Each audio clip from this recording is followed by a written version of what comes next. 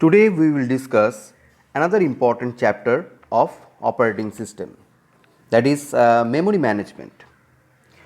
Memory is the central part of any computer system. Memory consists of large amount of words or bytes, each of which with its own address space. Actually, I like to describe anything through proper example or rather than real life example.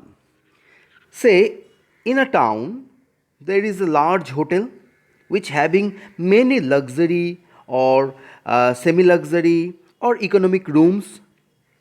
All records of the room and their keys are securely kept by the hotel manager. He has all the information. So in that example, we can virtually map all rooms with the memory block, and operating system will act as a memory manager who can manage all the necessary blocks or rooms. Now the question comes, how instruction will be executed. System having two major parts.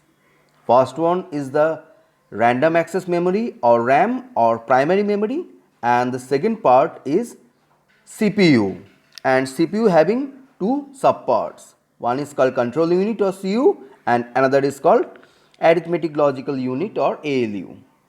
CPU first fetches instruction from memory. The instruction is then decoded in CU or control unit, and all the operation and execution will be performed in arithmetic logical unit, and the result may be stored back in memory.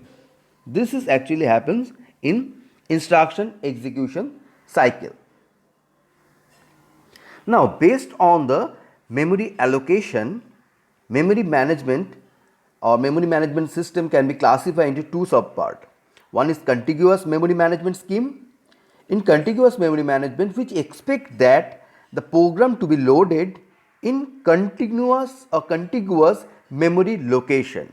So there is five files, file A, file B, C, D, E.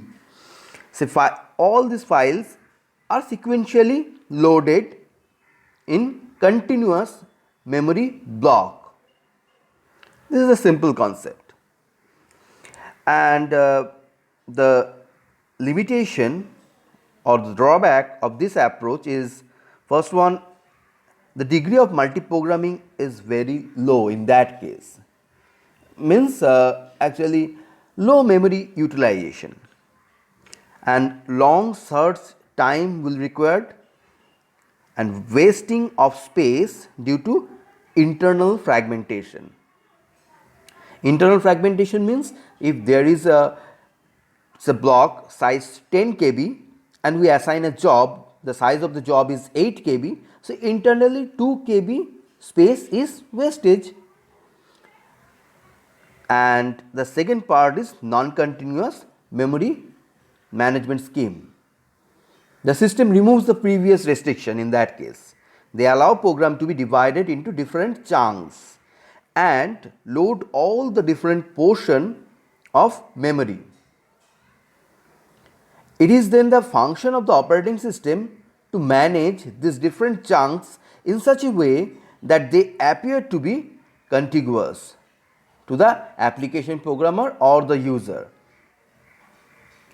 In case of paging, these chunks are of the same size, or we can say in case of paging, I will discuss this later. In case of paging, the page size and frame size always should be equal, and in case of segmentation, these chunks are of different sizes.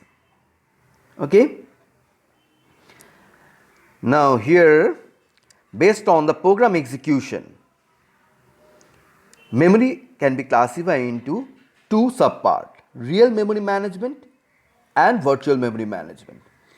In case of real memory management, whereby the full process image is expected to be loaded into memory before execution. Look at that animation again.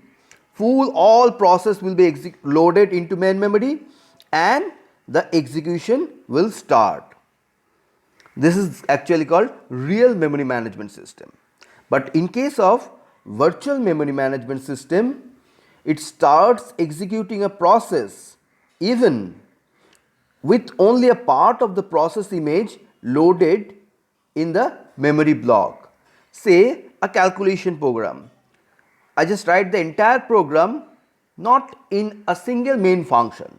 Rather than I just write the program into several sub functions.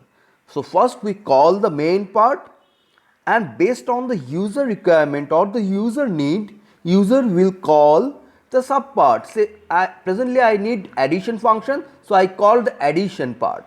So it is similar like context switching between the different processes. So main will be swap out and addition function will be swap in. So here the degree of multiprogramming is very high, and memory utilization, the proper term, the higher degree of memory utilization will be achieved. So I will discuss the remaining part in my next video. Have a nice day. Thank you.